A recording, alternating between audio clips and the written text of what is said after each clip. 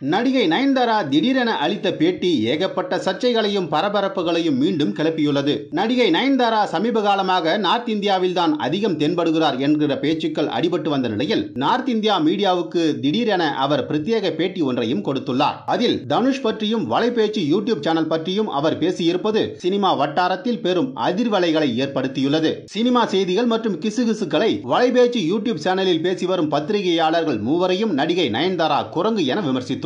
தனுஷுக்கு எதிராக நடிகை நயன்தாரா அறிக்கை வெளியிட்ட நிலையில் அவருக்கு ஆதரவாக ஸ்ருதி ஹாசன், பார்வதி, அனுபமா பரமேஸ்வரன், ரஜிஷா விஜயன், நஸ்ரியா உள்ளிட்ட பல நடிகைகள் ஆதரவு தெரிவித்தார்கள். அந்த விவகாரத்தில் நயன்தாரா செய்ததுதான் தவறு என்றும் தனுஷ் மீது தவறில்லை எனவும் அந்தணன், பிஸ்மி உள்ளிட்டோர் பேசியதால் நடிகை நயன்தாராவுக்கு அவர்கள் மீது கோபம் ஏற்பட்டுள்ளதாக கூறுகின்றனர். கெட்டதை பார்க்காதே, கெட்டதை கேட்காதே, கெட்டதை பேசாதே என 3 குரங்குகள் பற்றி நமக்கு தெரியும்.